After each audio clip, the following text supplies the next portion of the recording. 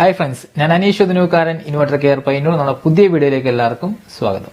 നമ്മുടെ സബ്സ്ക്രൈബേഴ്സും അതുപോലെ കസ്റ്റമേഴ്സും തന്നെ ഏറ്റവും കൂടുതൽ നമ്മോട് ആവശ്യപ്പെടുന്ന ഒരു കാര്യമാണ് ഓൺഗ്രിഡ് സോളാർ സിസ്റ്റവുമായി ബന്ധപ്പെട്ട ഒരു നല്ല വീഡിയോ ചെയ്യണമെന്നുള്ളത്. ഒത്തിരി സംശയങ്ങളുള്ള ഒരു മേഖല ആയതുകൊണ്ട് തന്നെ ചെയ്യുന്ന കസ്റ്റമേഴ്സിന് ഒത്തിരി സംശയങ്ങളുള്ള ഒരു മേഖല ആയതുകൊണ്ട് തന്നെ നിങ്ങൾക്ക് ഏറെ ഉപകാരപ്പെടുന്ന രീതിയിൽ ഒരു വീഡിയോ സീരീസ് എന്ന രീതിയിൽ ചെയ്യാനാണ് നമ്മൾ ഉദ്ദേശിക്കുന്നത്. വളരെ ഡീറ്റെയിൽ ആയിട്ടുള്ള വീഡിയോ ആണ് ഞങ്ങൾ ഓരോ സീരീസ് ആയിട്ട് ഉൾപ്പെടുത്തി ചെയ്യാൻ പോകുന്നത്. അതിന്റെ ആദ്യത്തെ വീഡിയോ ആണ് നമ്മൾ ഇന്ന് ചെയ്യുന്നത്. നമുക്ക് ബേസിക് ആയിട്ട് എന്താണ് ഓൺഗ്രിഡ് സോളാർ സിസ്റ്റം എന്ന് ആദ്യം തന്നെ പറഞ്ഞു തരാം. അതായത് നമ്മളുടെ സോളാർ പാനലും ഇൻവെർട്ടറും ഉപയോഗിച്ച് നമ്മൾ ഉൽപ്പാദിപ്പിക്കുന്ന വൈദ്യുതി നമ്മളുടെ സ്വന്തം ആവശ്യത്തിന് നമ്മൾ ഹോം വയറിങ്ങിലോട്ട് കണക്ട് ചെയ്ത് ഉപയോഗിക്കുന്നു. അതിനുശേഷം മിച്ചം വരുന്ന വൈദ്യുതി നമ്മളുടെ ആവശ്യത്തിന് ശേഷം എക്സസൈസ് വരുന്ന വൈദ്യുതി നമ്മൾ KSEB ലൈനിലോട്ട് എക്സ്പോർട്ട് ചെയ്യുന്നു, അതായത് ഗ്രിഡിലോട്ട് എക്സ്പോർട്ട് ചെയ്യുന്നു. ഇത്തരം സിസ്റ്റത്തിനെയാണ് നമ്മൾ ഓൺ ഗ്രിഡ് സോളാർ സിസ്റ്റം എന്ന് പറയുന്നത്. അതായത് നമ്മൾ വൈദ്യുതി നമ്മൾ ഉൽപ്പാദിപ്പിക്കുന്ന വൈദ്യുതി നമ്മളുടെ ആവശ്യത്തിന് ശേഷം എക്സ്പോർട്ടിങ് ചെയ്യുന്നു. എവിടത്തേക്ക്? KSEB ലൈനിലോട്ട്, അതായത് ഗ്രിഡിലോട്ട് എക്സ്പോർട്ടിങ് ചെയ്യുന്നു. ഇത്തരം സിസ്റ്റത്തിനാണ് ഓൺ ഗ്രിഡ് സോളാർ സിസ്റ്റം എന്ന് ബേസിക് ആയിട്ട് പറയുന്നത്. നമുക്ക് എത്തരത്തിലുള്ള കസ്റ്റമേഴ്സിനാണ് ഇത് കൂടുതൽ പ്രയോജനപ്പെടുന്നതാണ് കൂടി നോക്കാം. നമുക്ക് നിലവിൽ കറണ്ട് ബില്ല് ഒരു 2500 എബോ ആണ്. അതുപോലെ നമ്മൾ ഫ്യൂച്ചറിൽ EV കാറുകളൊക്കെ വാങ്ങാൻ ഉദ്ദേശിക്കുന്നുണ്ട്. നമ്മളുടെ കറണ്ട് ബില്ല് ഉറപ്പായിട്ട് നമ്മൾ ഈ പറഞ്ഞിരിക്കുന്നതിന് മുകളിലോട്ട് ഭാവിയിൽ വരാം. ഒരു കാഴ്ചപ്പാടിലുള്ള ആൾക്കാരാണെങ്കിൽ നിങ്ങൾക്ക് തീർച്ചയായിട്ടും on grid solar system suitable ആയിരിക്കും. നിങ്ങൾക്ക് കറണ്ട് ബില്ല് തീർത്തും വരാത്ത രീതിയിൽ നമുക്ക് ഉപയോഗിച്ച് കണക്ട് ചെയ്ത് ഉപയോഗിക്കാൻ പറ്റിയ സിസ്റ്റമാണ് ഓൺ ഗ്രിഡ് സോളാർ സിസ്റ്റം. ഇനി നമുക്ക് ഇതിന്റെ എന്തൊക്കെയാണ് ഇതിന്റെ പാർട്ടുകൾ എന്ന് നോക്കാം. അതായത് ഒന്ന് സോളാർ പാനൽ, അതുപോലെ തന്നെ ഒരു ഓൺ ഗ്രിഡ് ഗ്രിഡ് ഇൻവെർട്ടർ, അതോടൊന്ന് വെച്ചൊരു നെറ്റ് മീറ്റർ. ഈ നെറ്റ് മീറ്ററും ഇൻവെർട്ടറും സോളാർ പാനലും ചേർന്ന പ്ലസ് അതിന്റെ ആക്സറീസും ചേർന്നൊരു സിസ്റ്റമാണ് ഓൺ ഗ്രിഡ് സോളാർ സിസ്റ്റം. ഇനി ഈ 3 ഡിവൈസുകളും എന്താണ് ചെയ്യുന്നത് നമുക്ക് നോക്കാം. ഒന്നാമത്തെ ഡിവൈസ് സോളാർ പാനൽ, നമ്മൾ വൈദ്യുതി ഉൽപ്പാദിപ്പിക്കുന്നു, സോളാർ വൈദ്യുതി ഉൽപ്പാദിപ്പിക്കുന്നു. രണ്ടാമതായിട്ട് നമുക്ക് ഇൻവെർട്ടർ എന്ന പാർട്ടുണ്ട്. ഈ ഇൻവെർട്ടർ പാർട്ട് ഈ സോളാർ വൈദ്യുതി വരുന്ന DC കറണ്ട് ആണ്. ഈ DC വോൾട്ടേജിനെ AC ആയിട്ട് കൺവേർട്ട് ചെയ്യാൻ വേണ്ടിയിട്ടാണ് ഇൻവെർട്ടർ ഉപയോഗിക്കുന്നത്. പിന്നെ ഒരു പാർട്ടാണ് നെറ്റ് മീറ്റർ. ഈ നെറ്റ് മീറ്റർ എന്താ ചെയ്യുന്നത് വെച്ചാൽ നമ്മൾ ഉൽപ്പാദിപ്പിക്കുന്ന വൈദ്യുതിയെ നമ്മൾ ആവശ്യം കഴിഞ്ഞിട്ട് നമ്മൾ എക്സ്പോർട്ട് ചെയ്യുന്നുണ്ടല്ലോ, ഈ എക്സ്പോർട്ട് ചെയ്യുന്ന വൈദ്യുതിയുടെ അളവ് എത്രയാണെന്ന് അളക്കാൻ വേണ്ടിയിട്ടാണ് നമ്മുടെ നെറ്റ് മീറ്റർ ഉപയോഗിക്കുന്നത്. അതായത് നെറ്റ് മീറ്റർ എങ്ങനെയാണ് ഇത് സാധ്യമാക്കുന്നത്?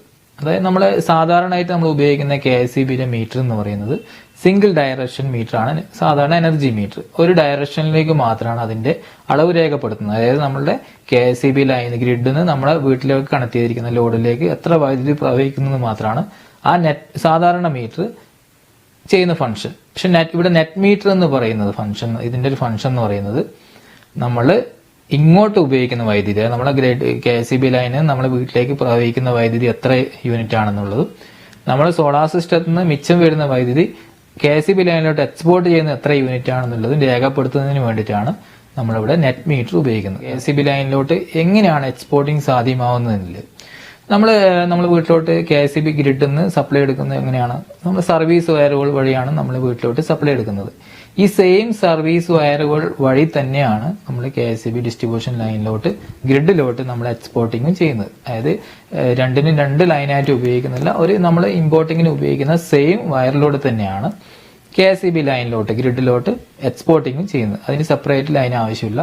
ഒന്നിൽ കൂടുതൽ KSEB മീറ്ററിലോട്ട് ഇത് കണക്ട് ചെയ്യാൻ പറ്റുമെന്നില്ല. കേരളത്തിൽ എവിടെയായാലും ശരി നമ്മളുടെ സ്വന്തം പേരിൽ തന്നെയാണ് ഉള്ളത്. ഒന്നിലധികം KSEB കണക്ഷൻ നമുക്കുണ്ട്, സ്വന്തം പേരിൽ തന്നെ ഉണ്ടെങ്കിൽ നമുക്ക് ഈ ഒന്നിലധികം മീറ്ററിലോട്ട് നമുക്കിത് കണക്ട് ചെയ്യാവുന്നതാണ്. On grid solar system connect ചെയ്യാവുന്നതാണ്. അതിനെ വീലിംഗ് എന്ന് പറയും. അത് നമുക്ക് അതിന് കുറച്ച് ദീർഘമായിട്ട് പറയാനുണ്ട്, അത് വരും വീഡിയോയിൽ നമ്മൾ ഡീറ്റെയിൽ ആയിട്ട് പറയുന്നതാണ്.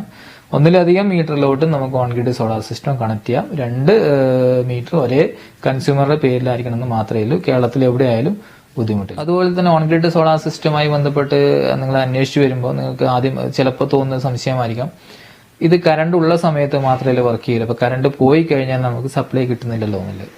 അത് മറികടക്കാൻ വേണ്ടിയിട്ട് ഇപ്പോൾ ഹൈബ്രിഡ് ഓൺ ഗ്രിഡ് സോളാർ സിസ്റ്റത്തിന് പെർമിഷൻ കിട്ടിക്കൊണ്ടിരിക്കുന്നുണ്ട്. ചില ബ്രാൻഡുകളിലൊക്കെ നിലവിൽ അവൈലബിൾ ആണ്. ഈ ഹൈബ്രിഡ് സോളാർ ഓൺ ഗ്രിഡ് സിസ്റ്റത്തിൽ നമുക്ക് ബാറ്ററി ബാങ്ക് കൂടി ഉൾപ്പെടുത്തിക്കൊണ്ട് തന്നെ നമ്മൾ കറണ്ട് പോയാലും ഉപയോഗിക്കാനുള്ള ഒരു ബാക്കപ്പ് സോഴ്സ് അതിൽ ഉൾപ്പെടുത്തിയിട്ടുണ്ട്. അതുകൊണ്ട് കറണ്ട് പോയാലും ഒരു ഇൻവെർട്ടർ വർക്ക് ചെയ്യുന്ന പോലെ തന്നെ ഈ hybrid on grid system work ചെയ്യുന്നതാണ്. പക്ഷേ ഈ പെർമിഷൻസിന് കുറച്ച് ഡിലേ ഉണ്ട്. കാരണം ഞാൻ നേരത്തെ പറഞ്ഞ പോലെ തന്നെ ഗ്രിഡിലോട്ട് കണക്ട് ചെയ്യുന്ന എക്യുപ്മെന്റ് ആയതുകൊണ്ട് തന്നെ കറണ്ട് പോയാലും ഈ ഹൈബ്രിഡ് സിസ്റ്റത്തിന്റെ ഒരു പാർട്ട് വർക്ക് ചെയ്യുന്നുണ്ട്. അപ്പൊ ഈ പാർട്ടിൽ നിന്നുള്ള വൈദ്യുതി എന്തെങ്കിലും കാരണവശാൽ ഗ്രിഡ് ലൈനിലോട്ട് പ്രവഹിച്ചു കഴിഞ്ഞാൽ അവിടെ വർക്ക് ചെയ്യുന്ന ആ മെയിൻ്റെനൻസ് വർക്ക് ചെയ്യുന്ന ആൾക്കാർക്ക് ഷോക്ക് ഏൽക്കാൻ കാരണമുണ്ട്. അപ്പൊ ആ ഒരു സേഫ്റ്റി പ്രശ്നങ്ങൾ ഇല്ലുകൊണ്ടാണ് ഹൈബ്രിഡിന് പെർമിഷൻസ് കുറച്ച് വൈകുന്നത്. പക്ഷെ നമ്മളെ സംബന്ധിച്ച് ഇനി KSEBിയുടെ വരും കാലഘട്ടത്തിൽ ഈ പവർ ഫെയിലിയർ എന്ന് പറയുന്നത് വളരെ കുറവായിരിക്കാം. അതുകൊണ്ട് തന്നെ അതൊരു വലിയ ബുദ്ധിമുട്ടായി കാണേണ്ട ആവശ്യമില്ല. കറണ്ട് പോയ ശേഷം വർക്ക് ചെയ്യുന്നില്ല എന്നാൽ കറണ്ട് പോകുന്നതിന് തോത് നമുക്കറിയാം വളരെ കുറഞ്ഞ രീതിയിൽ മാത്രമാണ് ഇപ്പോൾ കറണ്ട് പോകുന്നത്. വരും കാലഘട്ടത്തിൽ ആ കറണ്ട് പോകുന്നത് വളരെ കുറയുന്നതാണ്. ആ സമയത്ത് നമുക്ക് കറണ്ട് ബില്ലാണ് നമ്മൾ കൂടുതലായിട്ട് ബുദ്ധിമുട്ട് വരിക, പവർ കട്ട് ആയിരിക്കില്ല. അതുപോലെ എത്തരം ടൈപ്പിലുള്ള ആൾക്കാർക്ക് എത്തരം കസ്റ്റമേഴ്സിനാണ് ഈ ഓൺഗ്രിഡ് സോളാർ സിസ്റ്റം ഉപകാരപ്പെടുക, അല്ലെങ്കിൽ എത്തരം കസ്റ്റമേഴ്സിനാണ് ഓൺഗ്രിഡ് സോളാർ സിസ്റ്റം നമുക്ക് കണക്ട് ചെയ്യാൻ പറ്റുക ഒന്ന് ബേസിക് ആയിട്ട് പറഞ്ഞുതരാം. ലൈനിന്റെ കാര്യം പറയാം. KSEB അങ്ങനെയുള്ള KSEB ലൈനിലാണ് നമുക്കിത് കണക്ട് ചെയ്യാൻ പറ്റുക.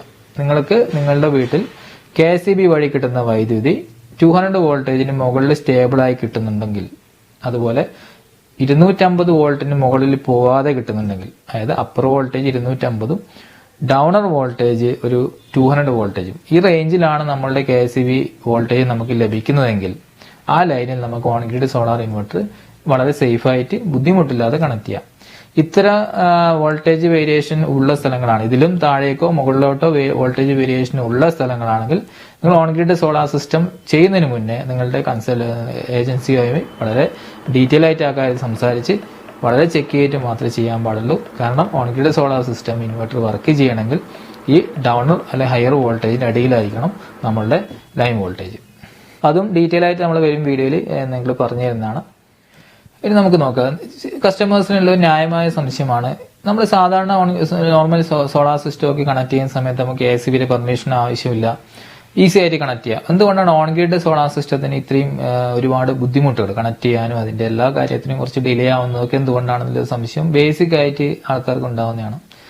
നമ്മൾ ആദ്യമേ പറയാം, ഓൺഗ്രിഡ് സോളാർ ഇൻവെർട്ടർ സിസ്റ്റം എന്ന് പറയുന്നത് നമ്മൾ KSEB ലൈൻ ഗ്രിഡിലോട്ടാണ് കണക്ട് ചെയ്യുന്നത്. അതുകൊണ്ട് തന്നെ നമ്മൾ ഈ ഇൻവെർട്ടറും സോളാർ പാനലും വൈദ്യുതി ഉൽപ്പാദിപ്പിക്കുന്ന വൈദ്യുതി ടോട്ടൽ ഗ്രിഡിലോട്ടാണ് കണക്ട് ആവുന്നത്. ഈ നമ്മളുടെ നാട്ടിലുള്ള ഡിസ്ട്രിബ്യൂഷൻ ലൈനിലോട്ടാണ് കണക്ട് ആവുന്നത്. അതുകൊണ്ട് തന്നെ ഇവിടെ ഉണ്ടാവുന്ന എന്ത് ഇഷ്യൂസും ടോട്ടൽ ലൈനിലോട്ട് എഫക്റ്റ് ആവുന്നതാണ്. അതുകൊണ്ട് തന്നെ KSEB എല്ലാ ഘട്ടത്തിലും ഇൻസ്റ്റലേഷൻ മുതൽ ഫീസിബിലിറ്റി മുതൽ എല്ലാ ഘട്ടത്തിലും നമ്മൾ ഇൻസ്റ്റലേഷൻ ചെയ്ത പ്രൊഡക്റ്റിന്റെയും ആ പ്രൊഡക്റ്റ് ഉൽപ്പാദിപ്പിക്കുന്ന വൈദ്യുതിയുടെയും ക്വാളിറ്റി വളരെ ഡീറ്റെയിൽ ആയി ചെക്ക് ചെയ്തിട്ട് മാത്രമാണ് നമ്മൾ KSEB ലൈനിലോട്ട് കണക്ട് ചെയ്യാൻ വേണ്ടി KSEB സമ്മതിക്കുന്നത്. അതുകൊണ്ട് തന്നെയാണ് ഇതിന് കുറച്ച് ഡിലേ നമുക്ക് വരുന്നത്. ഈ ഓരോ ഘട്ടത്തിലും KSEB ഇത് വെരിഫൈ ചെയ്യുന്നതുകൊണ്ട് തന്നെ ചെറിയൊരു ഡിലേ നമുക്ക് ഈ ഓൺഗ്രിഡ് സോളാർ സിസ്റ്റത്തിന്റെ കണക്ഷനായി ബന്ധപ്പെട്ട് വരുന്നതാണ്. KSEBിയുടെ സൈഡിൽ നിന്ന് മാക്സിമം സപ്പോർട്ട് ലഭിക്കുന്നതോടൊന്ന് തന്നെ ടെസ്റ്റിംഗ് ഒക്കെ പല കാറ്റഗറിപ്പെട്ട ഇൻസ്റ്റലേഷൻസിനൊക്കെ ടെസ്റ്റിംഗ് ഒക്കെ വളരെ ലഘൂകരിച്ചിട്ടുണ്ട്. വളരെ സിമ്പിൾ ആയിട്ട് ഇപ്പോൾ ടെസ്റ്റിംഗ് നടന്നു പോകുന്നുണ്ട്. മീറ്റർ ഫിറ്റിംഗ് ഒക്കെ വളരെ ഫാസ്റ്റ്ലി നടക്കുന്നുണ്ട്. കൂടിപ്പോൾ ഒരു 2-3 വീക്സിനുള്ളിൽ തന്നെ നമുക്ക് വർക്ക് കംപ്ലീറ്റ് ചെയ്ത് കമ്മീഷൻ ചെയ്ത് വർക്ക് ചെയ്യാവുന്ന രീതിയിലോട്ട് ഇപ്പോൾ മാറിയിട്ടുണ്ട്. അതുകൊണ്ട് തന്നെ കാലതാമസം ഇപ്പോൾ ഒരു വലിയ ബുദ്ധിമുട്ടായിട്ട് വരുന്നത്. അതുപോലെ എത്രത്തോളം കോസ്റ്റ് വരും, ഈ സിസ്റ്റം ഇൻസ്റ്റലേഷൻ ചെയ്യുന്നതിന് എത്രത്തോളം കോസ്റ്റ് വരുന്നുള്ളതും ഒരു ബേസിക് ആയിട്ട് പറഞ്ഞുതരാം. നമ്മളൊരു 3 കിലോവാട്ട് ഒക്കെ ആണെങ്കിൽ സബ്സിഡി ചെയ്യുന്ന പ്രൊഡക്റ്റുകളാണെങ്കിൽ ഏകദേശം ഒരു 130 സംതിങ് വരുന്നുണ്ട്. പ്ലസ് സ്ട്രക്ചർ കോസ്റ്റ് ഏകദേശം ഒരു 150 കോസ്റ്റ് വരുന്നുണ്ട്. സബ്സിഡി ഇല്ല ചെയ്യുന്ന സമയത്ത് നമ്മൾ ഉപയോഗിക്കുന്ന മെറ്റീരിയൽ പോലെ ഒരു 182 എബോ കോസ്റ്റ് നമുക്ക് വരുന്നുണ്ട്. അതുപോലെ 5 കിലോവാട്ട് ഒക്കെ ആണെങ്കിൽ സബ്സിഡിയിൽ നമുക്ക് 2 lakhs സംതിങ് 2 lakhs 20 ആ റേഞ്ചിൽ എങ്ങനെ വരുന്നുള്ളൂ. സബ്സിഡി ഇല്ലാത്ത പ്രൊഡക്റ്റുകളാണെങ്കിൽ നമുക്ക് വളരെ അഡ്വാൻസ്ഡ് സിസ്റ്റംസ് ഒക്കെയാണ് ചെയ്യുന്നതെങ്കിൽ അറൗണ്ട് 3 lakhs എബോ ഒക്കെ കോസ്റ്റ് വരുന്നുണ്ട്. ഇപ്പോൾ ഒരു ബേസിക് ആയ കോസ്റ്റ് ഇതാണ്. വളരെ ഡീറ്റെയിൽ ആയിട്ട് ഈ കോസ്റ്റിങ്ങിനെ കുറിച്ച് നമ്മൾ വരും വീഡിയോയിൽ പറയുന്നതാണ്. അപ്പോൾ നമ്മുടെ ഈ വീഡിയോ സീരീസിൽ ഒന്നാമത്തെ വീഡിയോസിൽ നമ്മൾ ഉൾപ്പെടുത്തിയിരിക്കുന്ന ബേസിക് ആയ കാര്യങ്ങൾ മാത്രമാണ്. അടുത്ത വീഡിയോസിൽ നമ്മൾ പ്ലാൻ ചെയ്തിരിക്കുന്നത് എത്ര കപ്പാസിറ്റി ഉള്ള ഓൺഗ്രിഡ് സിസ്റ്റം എടുത്താലാണ് നമ്മൾ കറണ്ട് ബില്ല് 0 ആക്കുക. അതായത് ഓരോ കസ്റ്റമേഴ്സിന് ഓരോ കറണ്ട് ബില്ലാണ്. അപ്പോൾ അവരുടെ ഫ്യൂച്ചർ പ്ലാനിങ്ങും പല രീതിയിലാവാം. EV വെഹിക്കിളൊക്കെ വാങ്ങുന്ന കസ്റ്റമേഴ്സ് ഉണ്ടാവും, ഫ്യൂച്ചറിൽ എക്സ്പാൻഷൻ ചെയ്യാൻ ഉദ്ദേശിക്കുന്ന കസ്റ്റമേഴ്സ് ഉണ്ടാവും. അവർക്കൊക്കെ എത്ര കിലോവാട്ട് സിസ്റ്റം ചെയ്താലാണ് നമുക്ക് കറണ്ട് ബില്ല് 0 ആക്കാൻ പറ്റുക. ഇത്തരത്തിലുള്ള കപ്പാസിറ്റിയുമായി ബന്ധപ്പെട്ട കാര്യങ്ങളാണ് അടുത്ത വീഡിയോസിൽ നമ്മൾ ചെയ്യാൻ പോകുന്നത്. അപ്പോൾ നിങ്ങളൊരു ഓൺഗ്രിഡ് സിസ്റ്റം ഉപയോഗിക്കുന്നവരാണെങ്കിലും അതുപോലെ തന്നെ വാങ്ങാൻ ഉദ്ദേശിക്കുന്ന ഒരാളാണെങ്കിലും വീഡിയോ വളരെ ഉപകാരപ്പെടുന്ന കാര്യങ്ങളും ഉൾപ്പെടുത്താൻ പോകുന്നുണ്ട്. അതുപോലെ നിങ്ങൾക്ക് അറിയാൻ ആഗ്രഹിക്കുന്ന ഓൺഗ്രിഡുമായി ബന്ധപ്പെട്ട് നിങ്ങൾക്ക് അറിയാൻ ആഗ്രഹിക്കുന്ന കാര്യങ്ങൾ കമന്റ് രൂപത്തിൽ വീഡിയോയിൽ താഴെ മെൻഷൻ ചെയ്യുക. നമ്മൾ അടുത്ത വരും വീഡിയോസിൽ അത്തരം കാര്യങ്ങൾ കൂടെ ഉൾപ്പെടുത്തുന്നതാണ്. അപ്പോൾ അടുത്ത വീഡിയോയിൽ നമുക്ക് കാണാം.